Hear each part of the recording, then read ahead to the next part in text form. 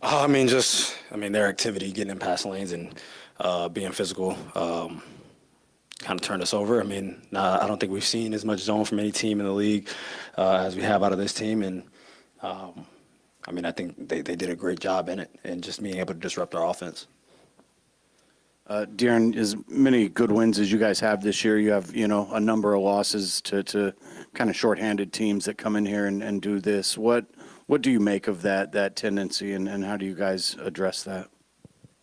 We have to play better.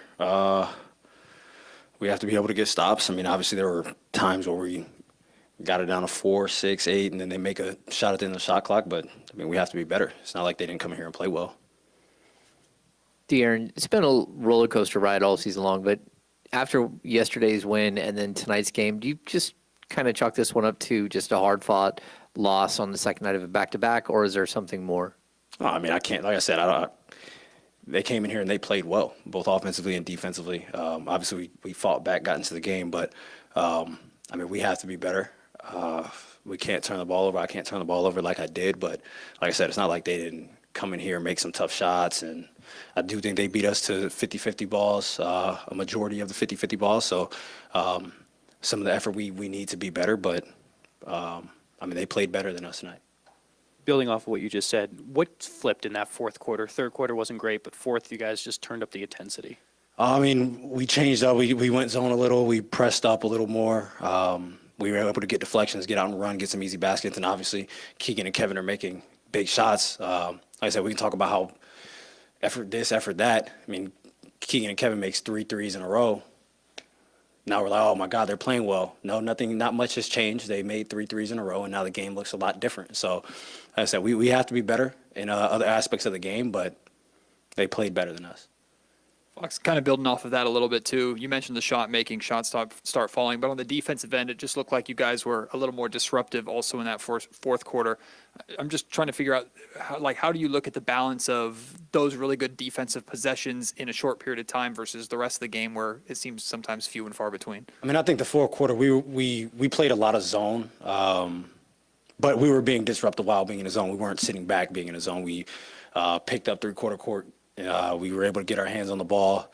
We were just more active while we were in the zone tonight. And like I said, we have to be better throughout the course of the game. Maybe we do that. Maybe we try to go zone or try to press a little earlier. But that fourth quarter, there's man principles in our zone defense, but we were able to get deflections, get out and run, layups, threes in transition.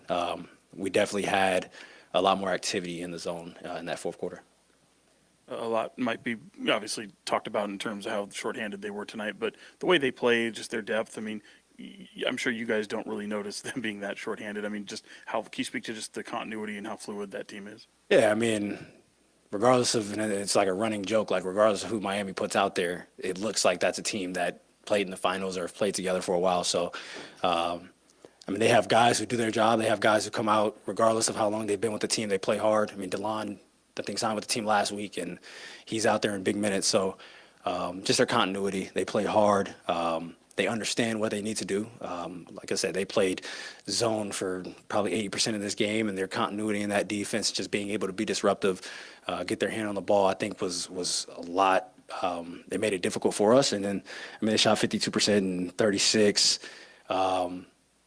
Obviously, Jaime Jaquez had a big game. Bam was big for him down the stretch.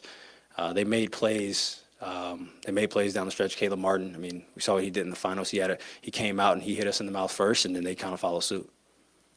And they closed out the third quarter, I believe, on a 28-10 run, and a lot of that was Jaime Jaquez. So you expand on him, being a rookie and coming in and playing at that moment. Yeah, he's been a matchup problem for a lot of people. Obviously, being a guy that stayed in college for some years, people aren't expecting him to do this or do that, but he just has game that works anywhere he goes and plays, regardless of what team he plays for. He knows how to use his body. He gets you going one way, spin move. If you're not 6'8", you're probably not blocking his shot. So he's not super shifty, but he just understands how to play. He understands how to use his body, and he made big shots. He made some tough shots for him, and his one-on-one game, I think, is a lot better than I feel like people give him credit for, and that was a big part of what happened today. Him and Bam, what they did one-on-one really hurt us. Thanks, everyone.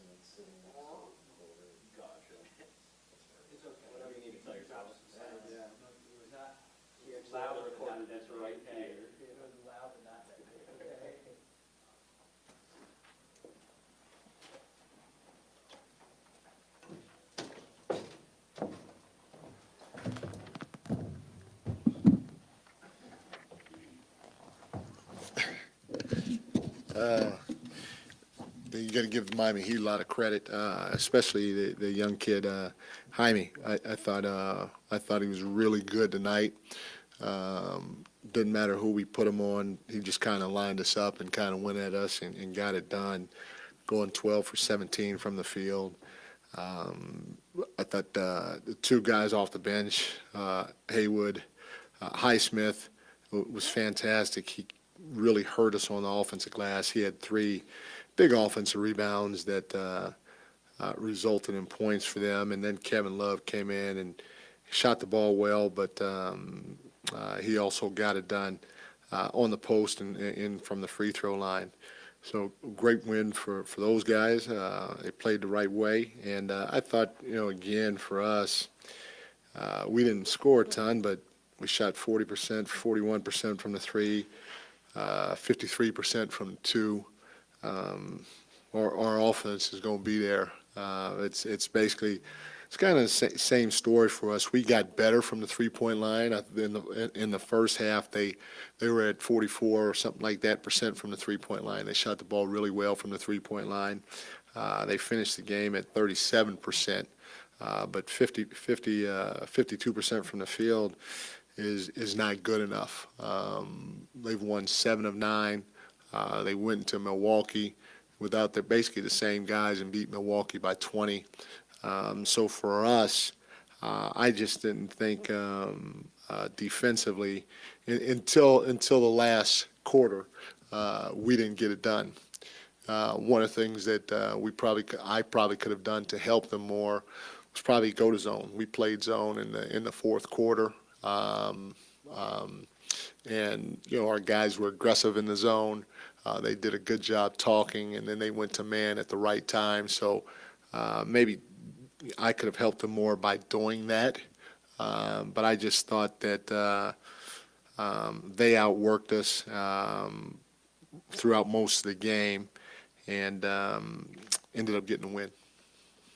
Mike, we hear a lot about Heat culture and guys just seeming to always step up and play well in big moments for Spoelstra and just that group over there.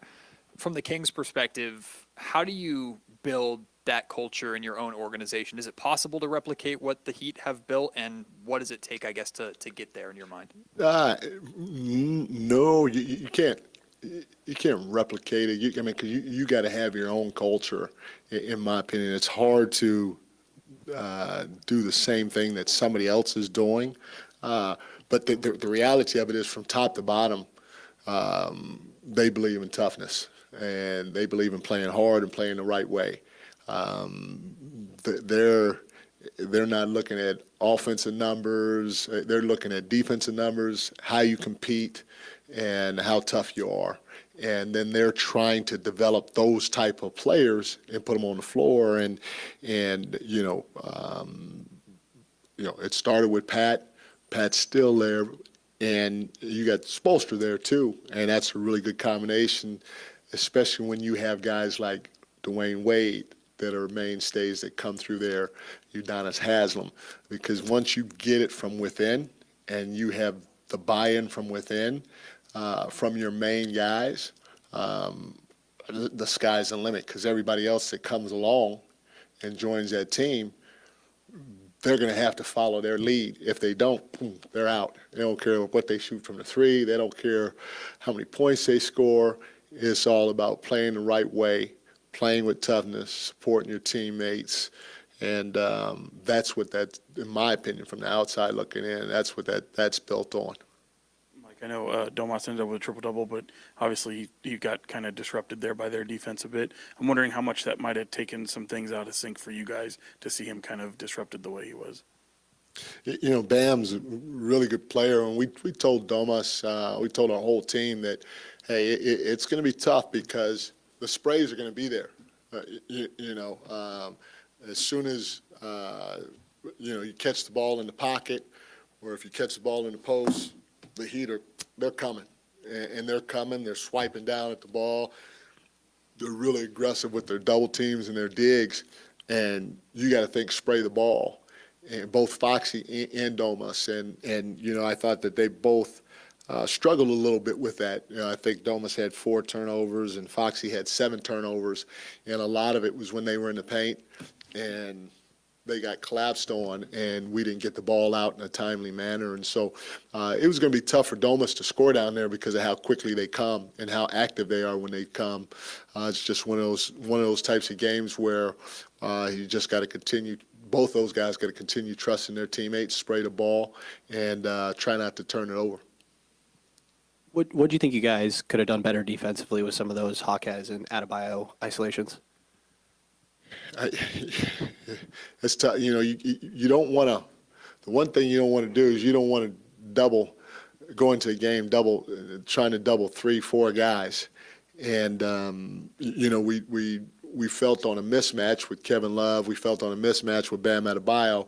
Hey, let's come aggressively on the double team, and we weren't great at it because we didn't go aggressively on the double teams. We just kind of floated, and those guys were able to pass out of double teams, make short passes out of double teams, on time, on target passes, and which resulted in open threes. And so our aggressiveness when we did double could have been better. We could have been more decisive so that the next guy knows when to go. I thought, last night our aggressiveness on our double teams versus Kawhi, they were really decisive.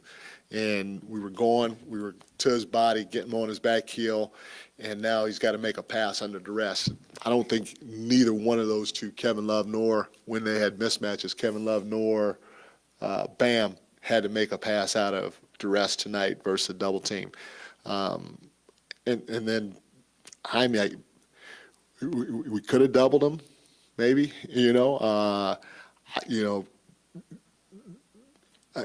he's a really good young player, and he earned every bucket he got. But I was hoping that we could just, okay, hey, if you're one-on-one and it's an ISO play, sit down and guard him and make him take a tough shot. And he just hit shot after shot after shot. And so that's why we ended up going to zone. We went to zone early in the fourth with about 9-10 minutes left, and it worked, obviously, to a certain degree. And we started spraying the ball like we talked to him about, and Keegan hit some shots off of those sprays. But, it's hard when you think you have to double, Jaime, Kevin, Bam, going into the game. And then, a guy like Highsmith gets 15, Caleb Martin gets 16, Wright gets 13. They played a pretty comfortable game, and I just don't believe in doubling 3-4 guys and running around the whole game if you can help it. Mike, I know every player is in the NBA. They're Yeah. good enough to be here, right? Yeah. But some of these games, it's a trend, it looks like, with, when the star player isn't playing for the opposing team, it looks like you guys maybe let your guard down or just don't play to the same intensity. Do you notice that trend, or is there a specific way you see how these games are going for you guys when the star player isn't playing for the other team? No, Paul George didn't play last night, and we've played against other teams where their top 1 or 2 guys didn't play, and we've won games. The reality of it is, one of the things I obviously got to go back and take a look. I know in game 1 there were 6 or 7 50-50 balls, and we didn't come up with one. And I'm not sure if it was that bad tonight. I thought we got on the ground for a couple. But there were some opportunities for us to box out. We didn't hit somebody. You know, there were some opportunities early on to where I felt we could have contested better. We didn't quite get the shooters. And so to me, more than anything else, that's where the trend is, you know, and I've been saying it the last few days. I thought last night we did a great job defending the three.